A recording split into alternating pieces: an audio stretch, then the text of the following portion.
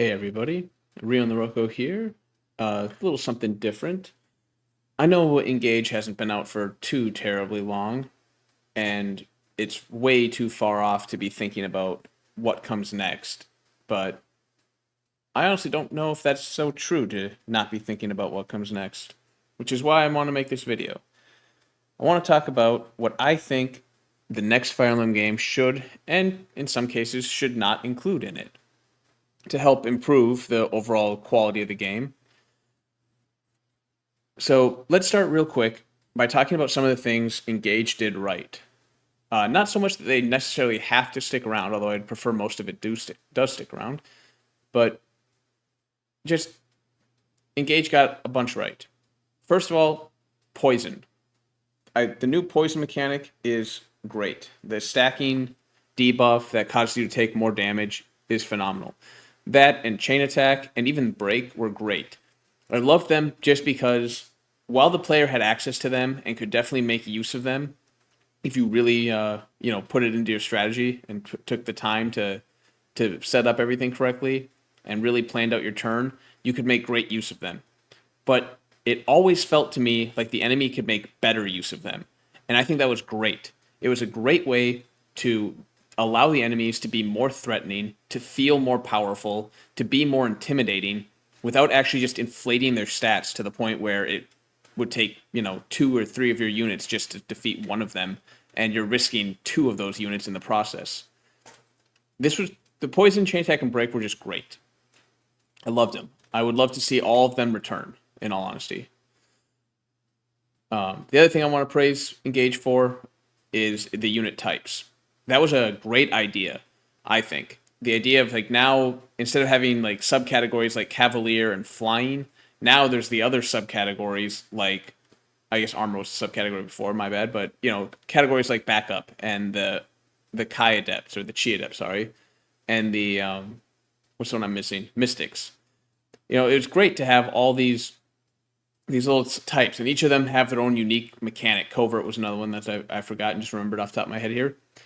But yeah, the great little unique types that helped make each unit feel a little more, or at the very least the class, more unique. Like they were able to do certain things. It was fun. It was good, and I approve of that. I think they should keep that around. I really hope they do. The other thing, there's a few more on this list here. But difficulty and overall gameplay are the last two I want to talk about, which kind of go hand in hand. I think the difficulty for Engage was more or less spot on. Now, part of the difficulty, admittedly, comes down to how well the game is balanced in terms of how much power the player has versus what the enemies can do. And going back to poison, chain attack, and break, it was great to have that the enemy was able to make more efficient use of those than the player was typically able to, but you had the engage on your side, which made your units incredibly overpowered. But they weren't invincible, and the poison, chain attack, and break made sure of that.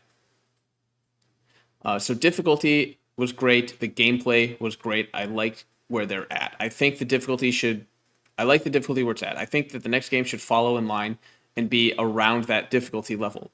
It's probably, I haven't played on normal, so I can't say for sure, but it's probably one of those games where, in terms of newcomers, this game might be just a little bit more than what most newcomers to the series would want to deal with, but it's fantastic for veteran players.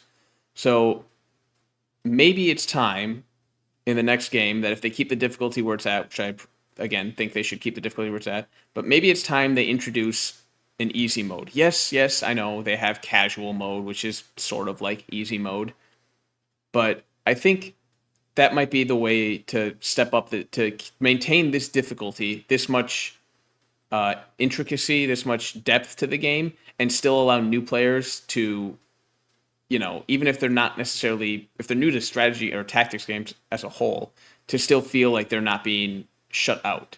Again, I haven't played on normal difficulty. Maybe normal difficulty in Engage would feel perfectly fine for someone who's new to the entire series as a whole. But if not, then maybe it's time we do add an easy difficulty for they kind of ease newcomers in while maintaining a difficult game for the veterans. But despite everything that Engage has going for it, there are some things that it probably should get rid of. And in this case, this is what I really want to focus on in this video, is the things that I think can be improved upon or added into the next Fire Emblem game to make it just that much better. The first thing I want to talk about real quick is the base. The base made its first debut in Fire Emblem 9, Path of Radiance. And there it was just a list of things that you could go through and complete. There's no running around the overworld, for those of you who aren't familiar with the base from Fire Emblem 9 and 10 had the same base. A few minor adjustments to it, but nothing substantial to talk about.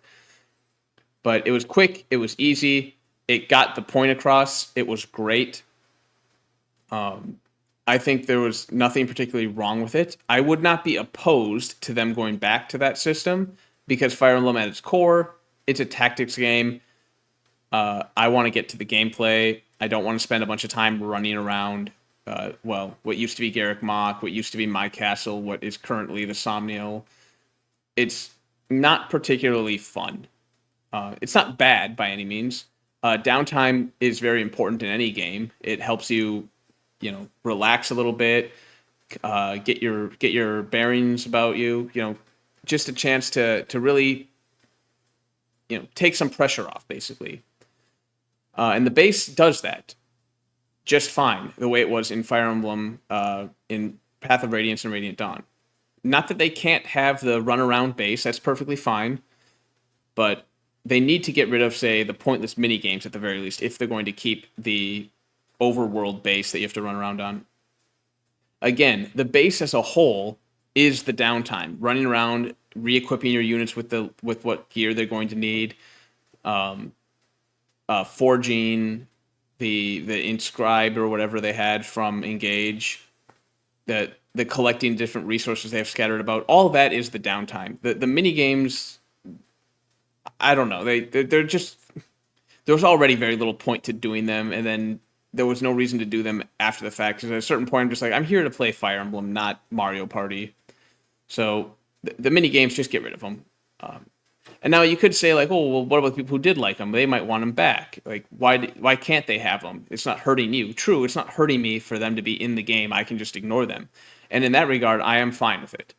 But the problem is that by putting those mini games in, they're devoting resources, and that includes their team, the development team's time, effort, and energy is getting put into those mini games instead of to other parts of the game that are, in my opinion, arguably more important.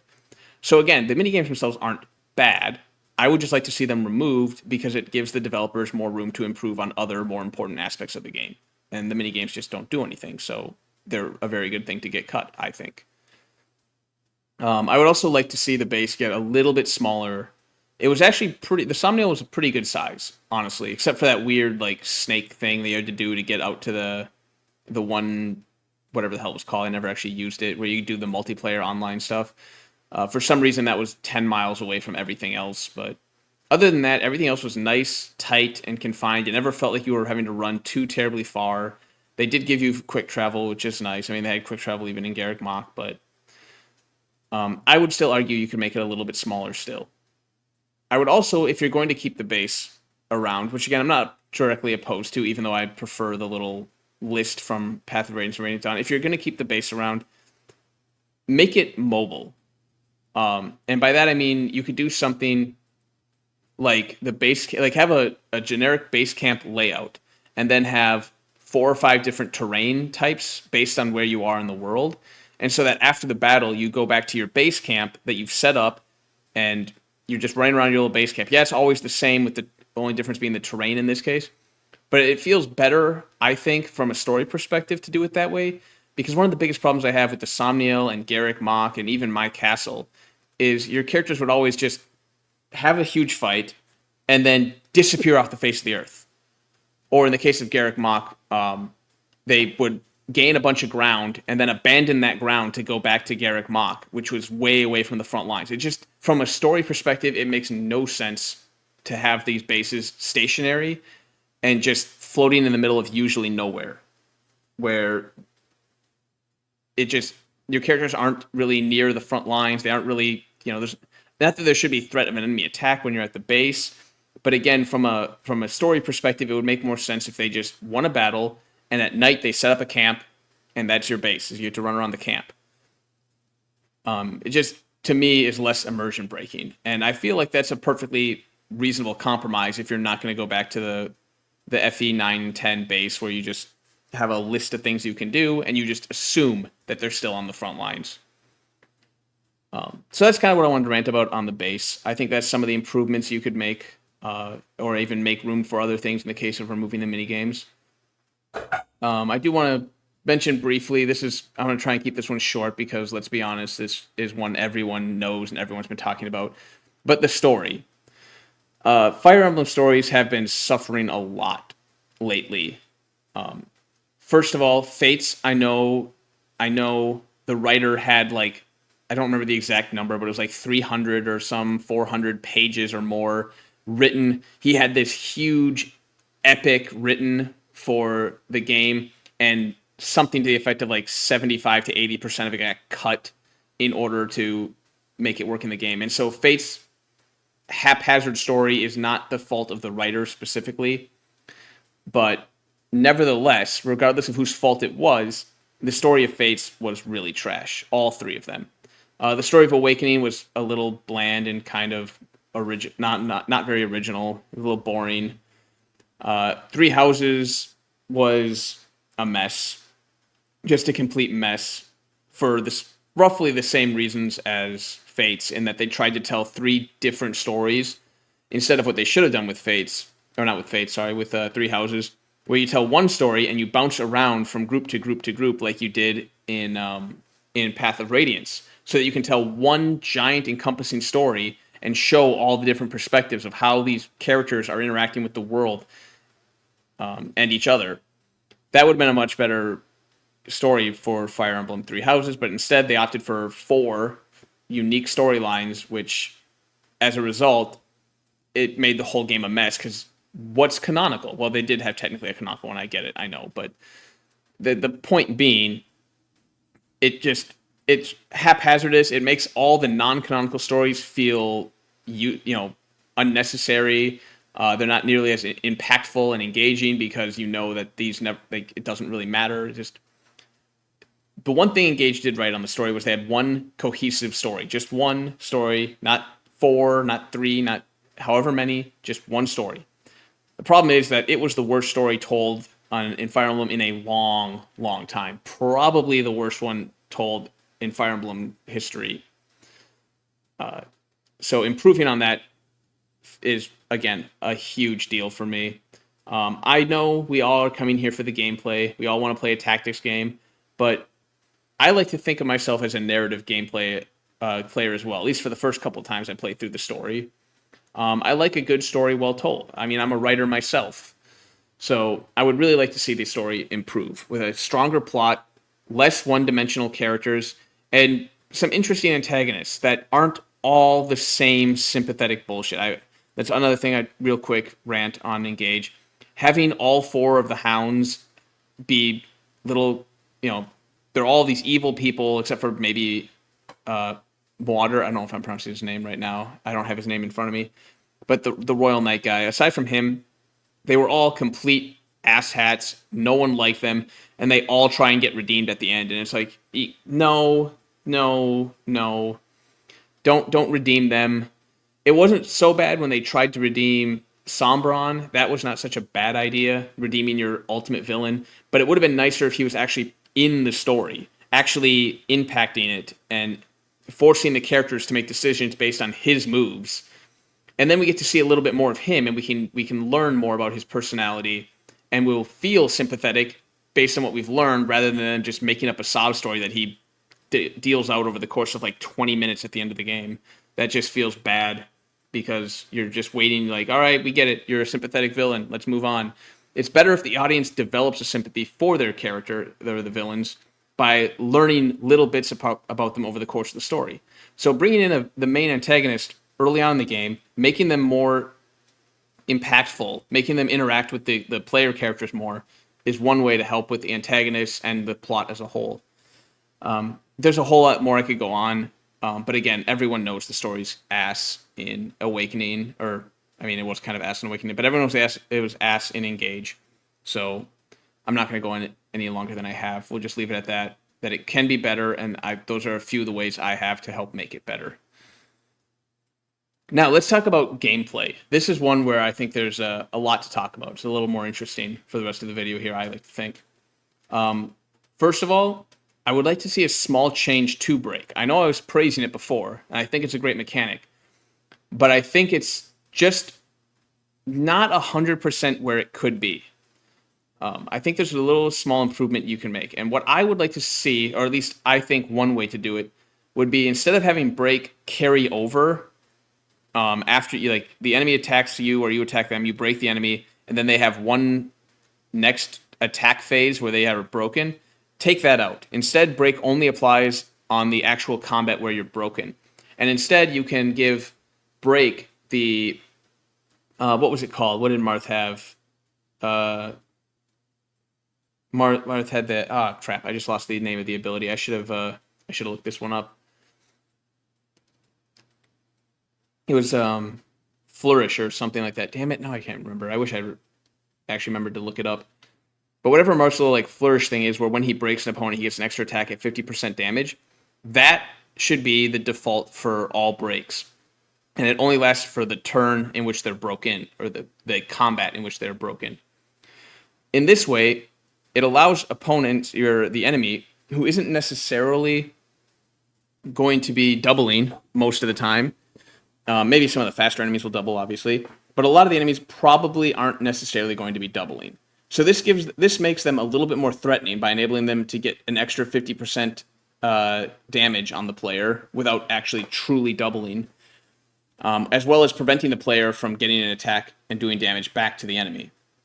And the same would apply for the player. They can break the enemy and do the same thing. You can only get the 50% once because it only happens on the attack itself that they would break the enemy, but it's a little bit of extra damage, and it's not as punishing outright, where you get broken and then the next guy comes up and gets to hit you for free. To compensate for this, though, I would like to see enemies carrying multiple weapon types. This would enable a lot more of the enemies to have access to the ability to break you. And it means you have to play around that a little bit more. And maybe that's something that's only added into harder difficulties where enemies will carry multiple weapon types, but it's a way to help counteract the fact that break no longer persists through the initial combat to the next combat after it. But it also means that break retains some of its potency by allowing the enemy to do 50% more damage than they would have otherwise done. Or the player, if they're using break. Again, you have the option to break. So I think that's one way to help improve break and make it a little bit better, not feel as bad. Because that was one thing I noticed early in the game in Engage, that it felt bad to get broken. It felt really, really good to break an enemy, but it felt really, really bad to break, right? I think this setup that I talked about here, I think this would help to make break not feel as bad when it happens to you, and it would still retain the impact and the feel it has when you break the enemy. Let's talk next about unit types, because I know we talked about that being one of the things I praised about Engage. So we're going to talk about the unit types real quick here. I like where they're at, but I would like to see it go one step further, 2 steps further type of thing. What I have in mind to help with that would be, let's make some special terrain that certain units can pass through and certain units can't. Obviously, you have the different terrain that flyers only can pass through. But what if, for example, you made a terrain called, we're just going to call it thicket for the sake of argument, where infantry units can move through the thicket at 1 extra point of movement to get through. Flyers can fly over thickets, and cavalry cannot move through thickets at all. Flyers cannot attack into thickets, but cavalry can attack into thickets, and infantry can attack into thickets.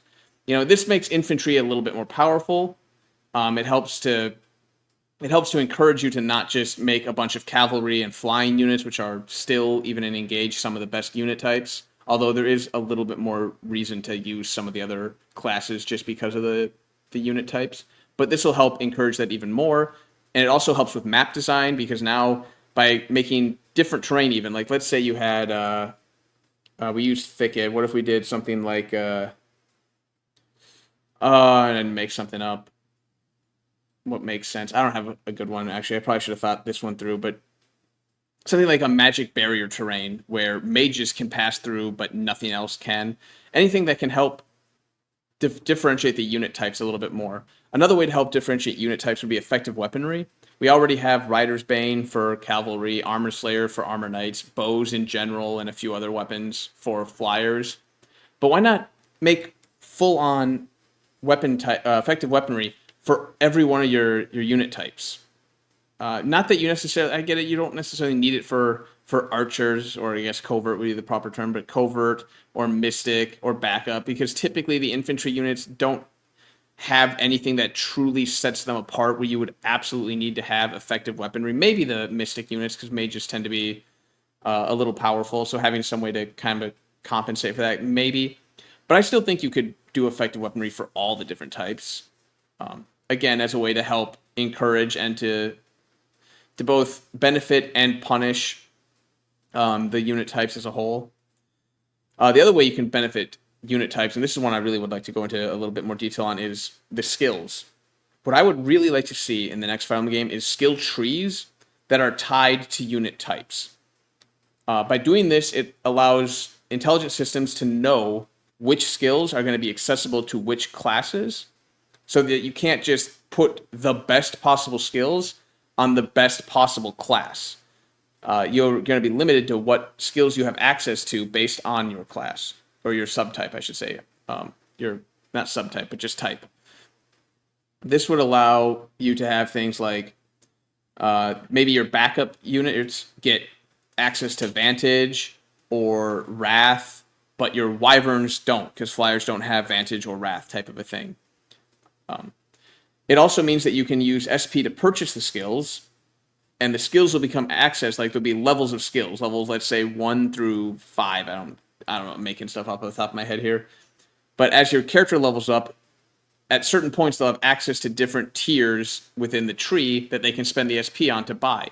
This allows you to customize your characters a little bit. I mean, yeah, obviously, as with anything, there'll be optimal builds, and people will find them very, very quickly. But it also, like I said, just gives players who aren't playing optimally, who just are playing for fun and want to do some cheeky and fun stuff, it'll give them the ability to build the character the way they want based on the type that they have. And you could even do certain units will have access to certain tiers, or even crossovers. So, for example, maybe something like the Great Knight, which is armored and cavalry type, will have access to both the armor and cavalry tree. However, it can't go beyond, say, the 3rd level of skills. It can't get level 4 and 5 skills within those tier trees, but it has access to both trees. So, things like that. There's like Mage Knight, for example, would have access to the cavalry and the mage tree, but it can't go below tier 3 skills. You get the idea. There's a lot of fun I think you could do with tying your skills to the type, and then putting them in a tree kind of formation where you have to. Some skills you can just get right out of the gate. Others require a previous skill in order to unlock them. Kind of like Vantage into Vantage Plus type of thing. Whatever you want to do. However you want to do it. I think skill trees is a great way to go. Maybe I'm wrong, but I feel like it's a good direction to go in. And again, it helps make all of the unit types feel that much more unique, that much more powerful in their own right. So, just an idea. I also want to talk, as long as we're on like units and as a whole and types, can we fix promotion and level cap? Engage had one little problem that I didn't really touch on earlier, but it's the same sort of problem that Awakening had. And I believe Fates had it too. Not so much Three Houses because of the way in which they did classing and level ups. So, but definitely Awakening, definitely Fates, and again here with Engage. Because of the power of second seals, the base classes have little to no impact. What I mean by that is, if you start out as a Cavalier, you're stuck in Cavalier until level 10, at which point you immediately promote at level 10, or at least as early as you can. Depends on when you have access to Master Seals, I know, but for the sake of argument, you promote, generally speaking, as early as possible, because every unit has infinite levels to gain, because you can second seal them after the fact to reset their level and gain more levels to get them to max stats. But as a result, there's no reason to have the pre-promoted classes because you're not limited to level 40, so to speak, like you were in Fire Emblem, like previous Fire Emblem games where you had 20 levels at the absolute most. You could promote at 10, and generally you wanted to promote a little earlier. And then you only got to level 20 and you stopped. You never gained more levels. Your stats were stuck where they were. I understand outright, let me just say this again, I understand that there are players who just really like seeing really high stats. They like seeing all their stats capped. I get it. I'm one of those people. I like watching the green numbers flash. It makes me feel good about myself. I know. I get it. But as a result of having infinite classes, the non-promotion variant of a unit makes no impact other than for a short time until you promote them. And in later parts of the game where they're already level 9, 10, 11 plus, you don't even play them in that class. You just promote them right away. Because again, there's no reason to leave them in the unpromoted class because they have infinite levels. At least if you take the level cap away, or not away, I should say, if you leave the level cap down to 40, 20 in the unpromoted level, 20 in the promoted level, and you limit them, you actually have more impact from your base classes now because they'll gain more XP in those classes, they'll level up more. Again, it's usually better to promote them early. I get it, I know, but it doesn't change the fact that it makes the class have more impact if for no other reason than because you are limited to how many levels they can gain in total. Whereas right now, again, levels are infinite. You can gain as many levels as it takes to max out your stats. And so it just feels, again, the base classes don't feel impactful or necessary. You may as well just start off in a promoted class with 2 extra stats on every one of your, 2 extra points on every one of your stats, and it's not going to make any difference. It's basically the same thing. Who cares type of thing. So fixing the promotion and level cap to make the base classes feel a little bit more impactful is something I would like to see. A little bit of a return to form, to the old GBA style, and even before GBA, they did the same thing. So, but yeah, GBA and earlier, even Tellius, whatever. The point being, I've made a point. The other thing I want to talk about, and I talked about this in my Engage playthrough, but I'm going to talk about it again here more specifically. Dynamic objectives. I would really like to see maps with dynamic objectives. What do I mean by that? If for those of you who don't know, what I mean by dynamic objectives is I would like to see you start off a map and it might say seize the throne or seize the castle or whatever the case may be, just a seize mission. So you're running through, but if you take too long, let's say something happens where like reinforcements appear or something like that, and then the game's like, oh, you took too long, objectives changed, it's now route this map. Or maybe the reinforcements come and it's now escape this map. Whatever the excuse may be. The idea of like the objective changing based on what the player does, whether they take too long, whether they move too fast, although I'm not sure if that really impacts how the objective would change. But you know, adding these kind of evolving, these dynamic objectives that change based on actions you're taking throughout the chapter, and not set in stone necessarily. Some of them probably would be, but some of them might be based on if you just move to the right location at the right time, or if you kill too many guys in a certain map, or whatever the excuse may be, it'll just change your objective and keep you on your toes a little bit more. Yeah, I know this impacts the story a lot because based on these events, it could really kind of alter the story. But the hallmark of a good writer is, or at the very least, writer in terms of like D&D, which I've done a bit of at my own time as well, is improv. And now you can't really improv once the game is packaged and sold, but you can have little tangents where, say in chapter 14, out of the blue here, you do have a mission where it says seize the throne, and they send a runner early on in the map, and if you let the runner get off the map, then it becomes, well, it would stay a seize, we'll say, but if you take 2 or 3 turns after the runner leaves, they bring in a bunch of reinforcements, and it becomes a route map instead. Or even just a retreat. Let's do retreat. That's a better way to make this point. That's a retreat map now. So you have to escape the map because reinforcements are too strong.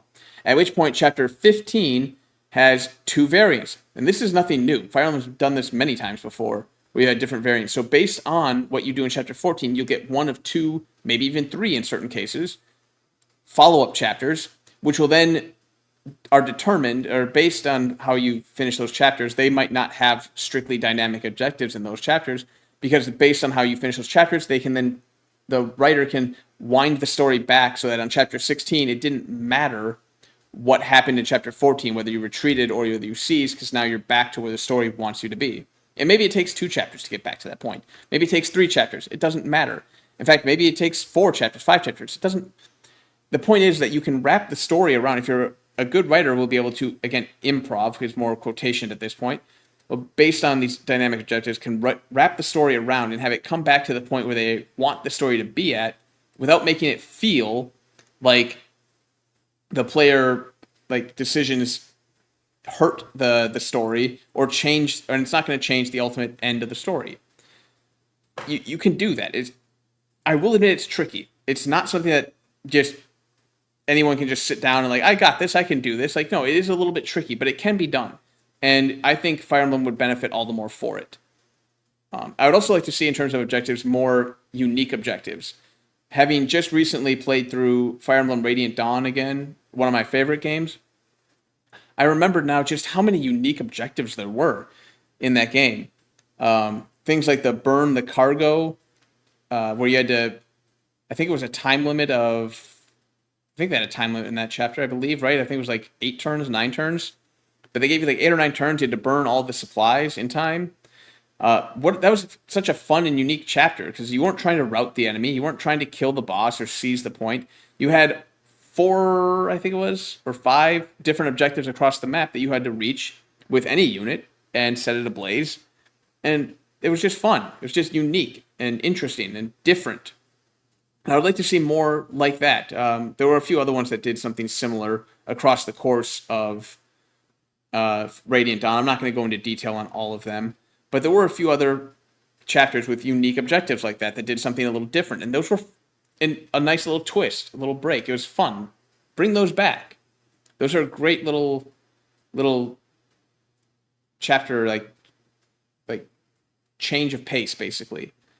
Makes the game feel more alive and more, unique. The last thing I want to talk about, though, is going to be the quickest one yet. But it's probably one of the most important. And that is, where are our fucking dragons? All right, like, seriously, where the fuck are our goddamn dragons?